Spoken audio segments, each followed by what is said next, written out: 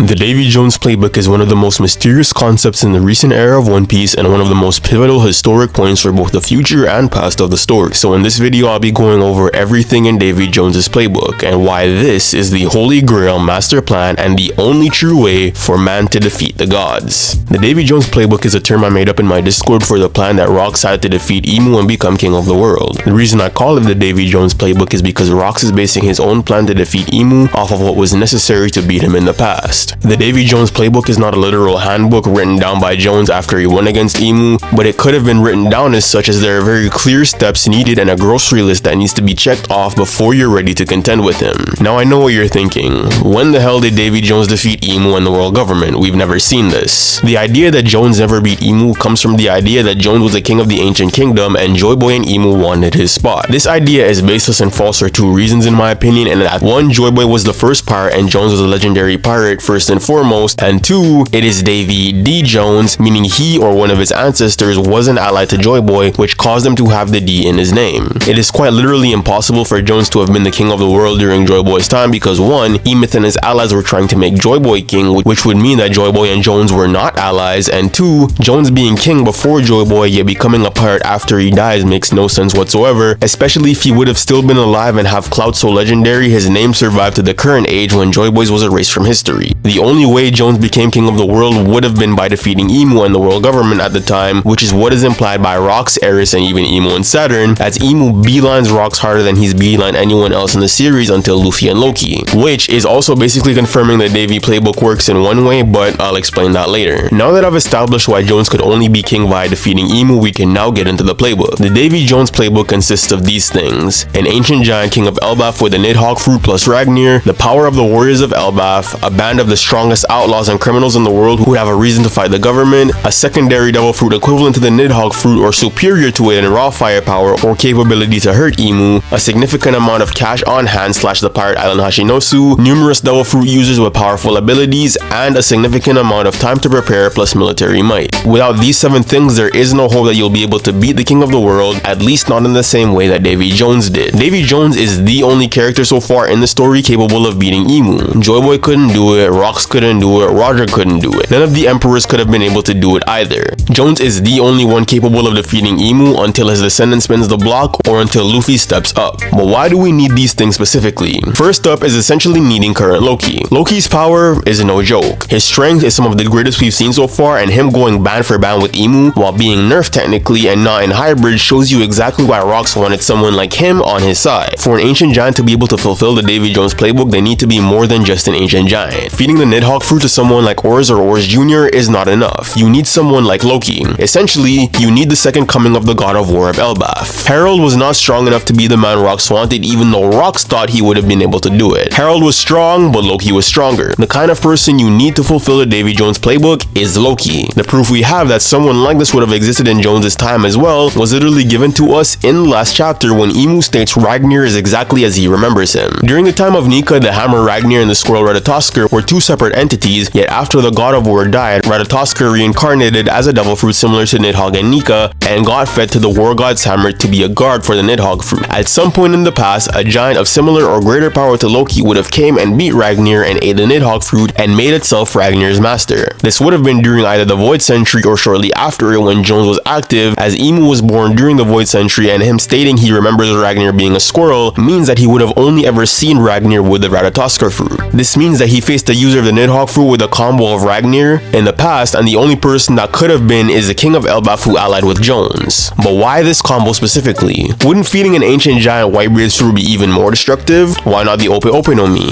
Why the Niddhog Fruit, which is essentially just a big lightning dragon? I mean, even the Seiryu fruit allows you to use lightning. I believe it's because the lightning the Niddhog Fruit allows you to use is not just regular lightning. One of the biggest indicators of strong Haki, even more so recently, is its black lightning streaks that appear as a result of Conqueror's Haki. The bigger the bolts, the stronger the Haki. Now while Niddhog's lightning does not come out black, I still believe it is in the same vein as Haki lightning for another reason. Niddhog has shown to some extent the ability to change the weather, and another instance we see this in is with Conqueror's Haki clashes. When Whitebeard and Shanks split the sky overhead becomes overcast and cloudy instantly, and then they split the sky. It's the same thing that happens with Big Mom and Kaido. Another instance of this that we see happening too that's even more important is when Luffy originally goes Gear 5. Kaido and Luffy split the sky and made it clear in their first sky split, yet when Luffy's transforming into Gear 5 for the first time, the sky becomes cloudy and he splits it with a massive bolt of lightning into the heavens, with the lightning from his Conqueror's Haki reaching the floor of Onigashima below him.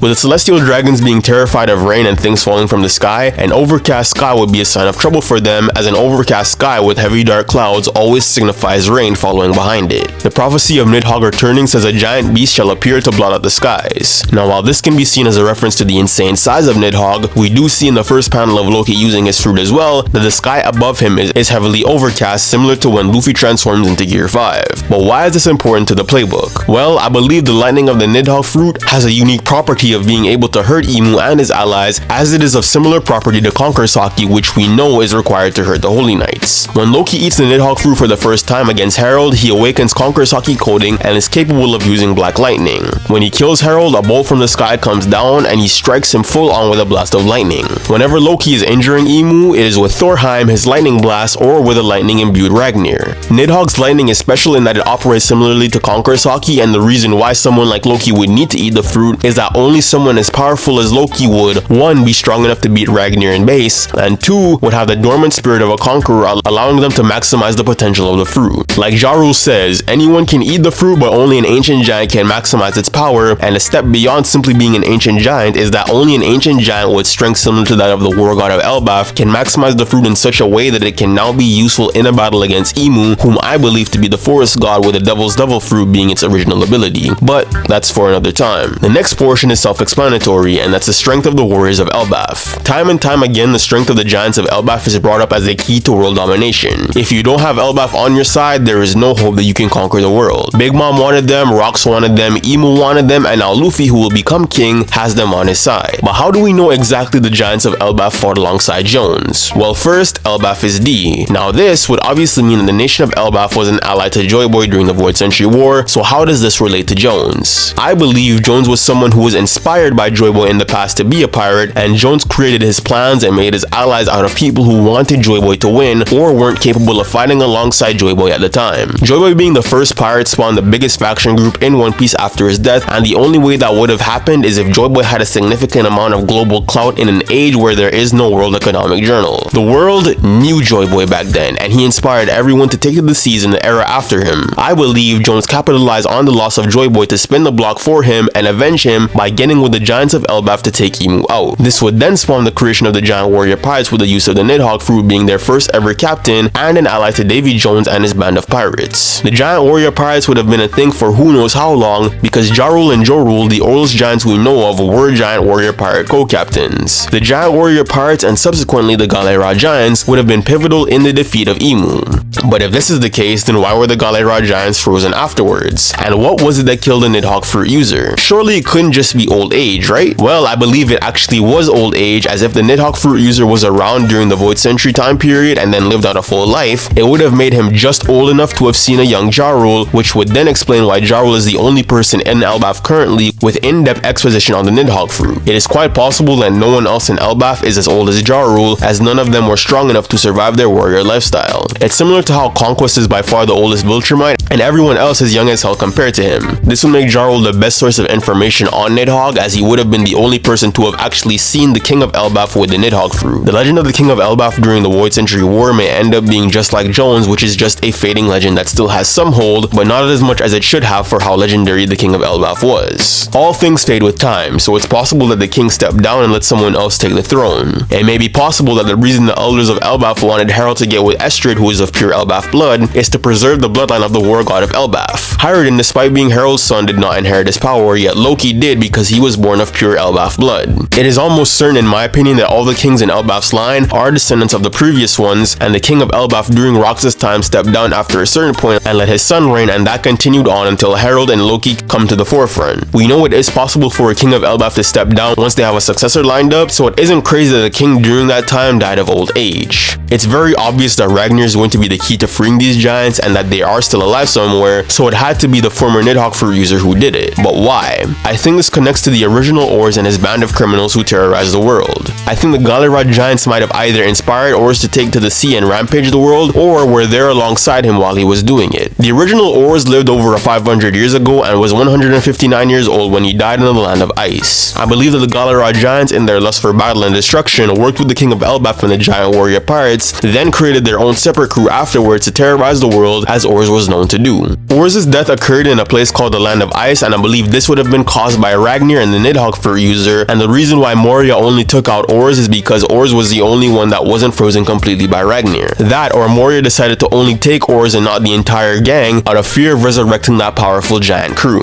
This is why Kaido was so hellbent on creating ancient giants instead of recruiting the people of Elbaf like Big Mom was. The Niddhog Fruit user during Jones' time and the giant warrior pirates could have been more chill than Oars' band of ancient giants were, and thusly would be more appealing to Big Mom, who wants to create a utopia, but Kaido on the other hand would want the violent, world-destroying ancient giants, as his dream is to create a world of violence. They both would have gotten these aspects of their plans from listening to Rock speak about the Davy Jones playbook while on his crew.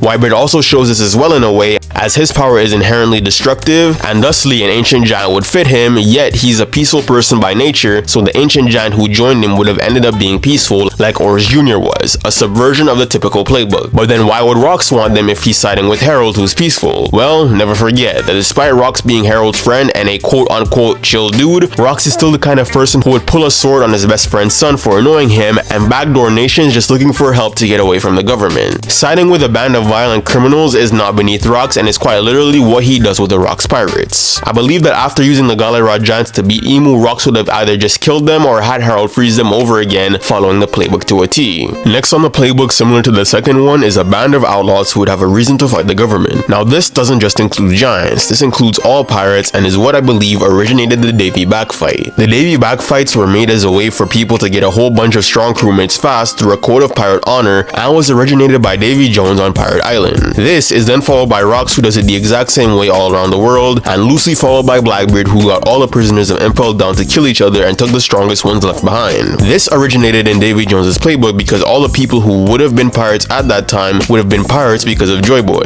Jones founded Pirate Island and would have issued a challenge for the strongest pirates to come out so they can see who among them is worthy of becoming king of the world. As a matter of fact, this might have been the way he got the king of Elbaf to join him instead of creating an alliance like Harold and Rox would have, as the giant warrior pirates with their king might have won there and lost to Jones and then worked under him. The reason this battle would have worked during Jones' era is because all of the pirates would have had a mutual respect for Joy Boy and wanted to avenge him, yet would want to fight for the right to be the one who became king. Them losing and choosing to work under Jones would them simply be giving up the spot to someone who they believe is more worthy than they are, and Jones would have won all the tests and fights, leading to him being the leader of Pirate Island. These would be Jones' crewmates specifically, and the way the game was played back then would have been spread around after Jones became king. The original Davy back would then lead to the pirates' code of honor that causes everyone to follow along with the rules, despite it making no sense for a bunch of criminals to adhere to them. It is out of respect for both Jones and Joy Boy originally why Davy backs have survived into the current age and now are a part of the Davy Jones playbook. It's also why it makes more sense for Rox to have used it and not for Blackbeard to use it. Everyone Rox faced and beat respected him to some degree, but we see with Blackbeard that these people are literally only with him just for the check and are all going to dip the moment he either fulfills his goal and gives them what they want or loses. It's much easier for us to imagine that most of the Rox pirates would still stay allies with Rox after he becomes king, yet do their own thing, but with Blackbeard and his crew it's a lot less likely that they would have that mutual respect and are more just people that are subjugated under him outside of his core crew.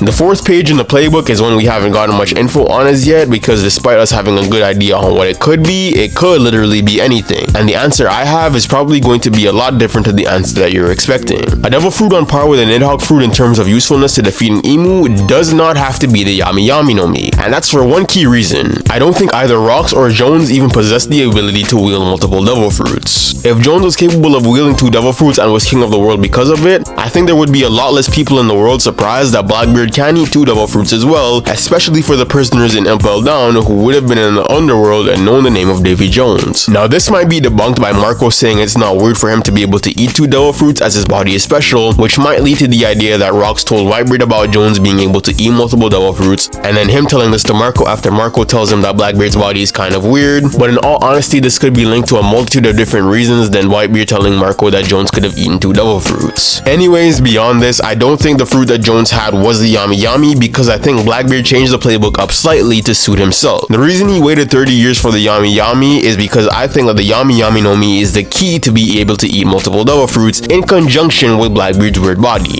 If Jones had the Yami Yami no Mi, I don't think he had the weird body to be able to eat multiple devil fruits, which is why I want the fruit that Jones had to be something different beyond just the Yami, and the fruit I think that Jones would have had is the Kraken fruit. This goes back to my Blackbeard Mr. Devil Fruit Theory video, but in summary for this video, I think there was a sea devil who cursed Devil Fruit users to always drown to the bottom of the sea. We have no idea exactly when this curse originated or who exactly did it, but I believe it was either Jones or the originator of the Sea Devil's fruit during Nika's time that created this curse. This is why the celestial dragons are terrified of rains, floods, and waters in conjunction with the rain god Zaza. Davy Jones is stated to have been cursed by the sea devil to live on the sea floor, and that all treasure that sinks to the sea belongs to him. I think this is a subversion twist made by Emu to hide the true power of Jones's ability. Jones was not cursed by the sea devil, he is the sea devil, and his ability to live on the sea floor is due to his power literally belonging to a sea devil, the Kraken. Krakens drag ships and sailors to the bottom of the ocean in the depths where they live and are a notorious pirate folktale on par with mermaids. We do know that one other Kraken exists in the world of One Piece beyond just Surame, and that is Surame's brother. I believe that Surame's brother isn't an actual Kraken but a user of the Kraken fruit who befriended Surame and that Surame saved him, possibly from either a shipwreck or being attacked, and whatever Surame saved him from now resulted in him being marked by flames. The man marked by flames being hinted to possibly have a devil fruit while in a conversation with the Blackbeard pirates, and Luffy, who suggested this right after speaks about possibly taking Aokiji's fruit, in my mind is Oda hinting that Blackbeard will find a man marked by flames and take his fruit, that fruit being the Kraken fruit. Luffy promised to protect Surame's brother, so in the event that the man marked by flames is Surame's brother, I believe this will 1. Give Luffy a close tie to the man marked by flames immediately, which he will need as the man marked by flames currently has no other reason to want Luffy to win, and 2. Will make Luffy have another reason to want to go out and face Blackbeard if Blackbeard does end up killing him for his fruit. This fruit would be important to the playbook as it gives a contrast between Niddhog and allows for domination of the world in general.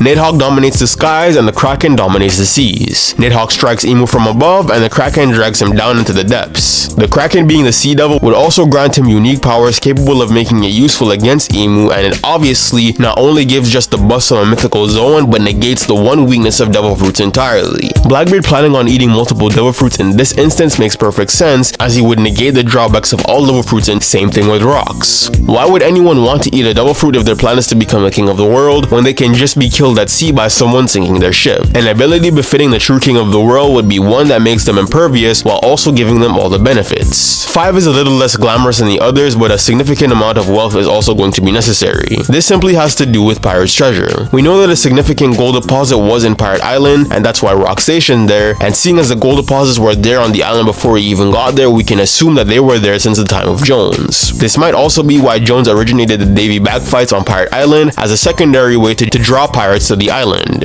It was literally a beehive as it was full of honey to attract people to it. The significant amount of wealth would also aid in military strengthening as well as keeping the loyalty of pirates who don't respect you on principle. Pirates like say Wang Ji. 6 is a bit harder to explain as part of the playbook, as it seems as something so obvious that it doesn't really make sense for it to be part of a playbook specifically, but the reason why I think it's a part of the plan for Jones to have had a significant amount of strong devil fruit users as well as Rocks and Blackbeard is because of the way that Domi Reversi works. I believe that Domi Reversi is an ability that only works on people without devil fruit abilities. This is why it worked on Rocks despite him having such powerful will, because the ability is not negated by Haki but by devil fruit. The reason why Blackbeard spends so much time hunting down devil fruits to feed his officers is in preparation for the endgame. The reason why Rocks had so many devil fruit users working for him despite never having one himself is because he was saving himself for the Kraken fruit but wanted his allies to be ready. It could be the reason why Eris saw Rocks Domi reverse it and said that he faced Emu too early, because if he had eaten the fruit that he wanted to, he wouldn't have been Domi reverse in the first place. It's also only natural that the strongest fighters in the world would possess devil fruits, as devil fruits grant otherworldly abilities. It would then give Jones a way to keep his crew in check as well, as he would be immune to the weakness of the fruits while they are not, so anyone who would try to usurp him in the future would be at a disadvantage off rip. 7 again is self-explanatory, and that's a significant amount of military might. This ties into the warrior giants of Elbaf, but is also followed by Blackbeard by him attacking Ball to go to take Dragon's weapon stash. You can't feed 100,000 people devil fruit, so you have to find a way to arm your fodder in the meantime. It's basics for any army, but I included it as a part of the playbook as it would explain specifically why Blackbeard attacked Dragon and Baltigo. This is a complete playbook as far as we are currently aware, and acquiring all these things would then give you a guaranteed chance at beating Emu. The reason you can tell that this is guaranteed is simply based off the way that Emu reacts to hearing about Jones and the amount of urgency he put into defeating Rocks and snuffing out the Davy clan.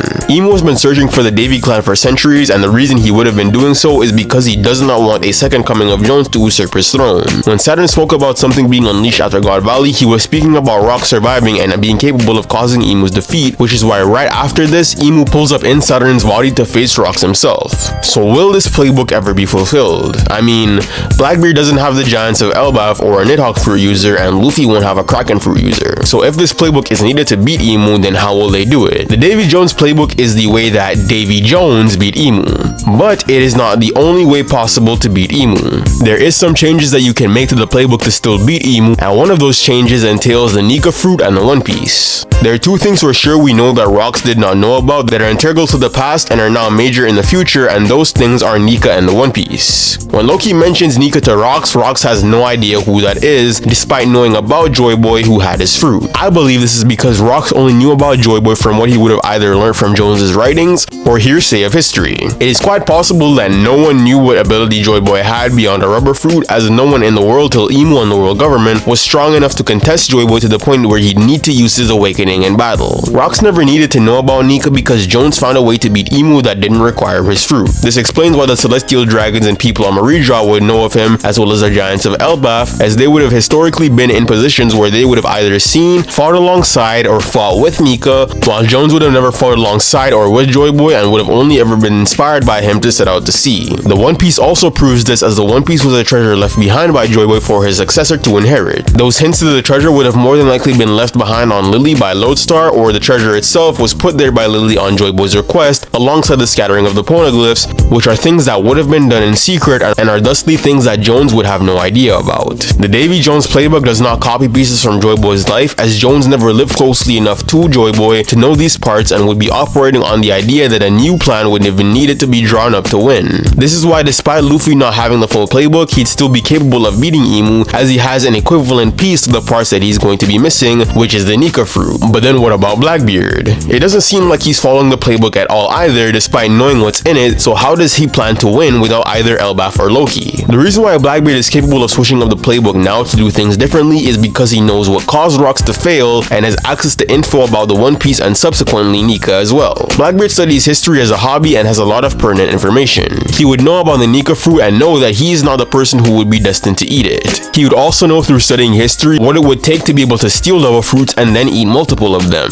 When Blackbeard ate 2 devil fruits for the first time, it's very obvious he wasn't sure if the method would work, as his crew was also surprised that it worked. Eating 2 devil fruits is not originally part of the playbook and is something that he would have added in afterwards. This is evidenced again by which devil fruit he ate, as the second one he ate is the Guruguru no Mi, a fruit irrelevant to the playbook altogether. Blackbeard did not orchestrate Marineford to take Whitebeard's fruit. His original plan stopped at him taking his crewmates out of Impel Down, but fate was on his side when he was able to capture Ace instead of Luffy, who he originally planned to capture. He capitalized on the fact that Whitebeard was going to die to get an incredibly strong fruit for himself, and also be able to test if he was capable of eating 2 devil fruits. Blackbeard waited 30 years specifically for the Yami Yami no Mi, despite not knowing exactly if the ability to eat 2 devil fruits would work. He knew, however, that if it did work and he was able to get a second strong fruit, then he would have been able to lay back and complete the other segments of the playbook that are easier for him to accomplish, like he's doing right now. Blackbeard isn't worried about the Niddhog Fruit user or the Giants of Galera because 1, he has no idea if a giant like Harold even exists in Elbaf anymore, and 2, he isn't hinging his plans on them willingly coming to fight alongside him when he knew that it didn't work with Rocks and Harold. This is why him getting multiple devil fruits was necessary. It would make no sense for him to wait to try and find the Kraken Fruit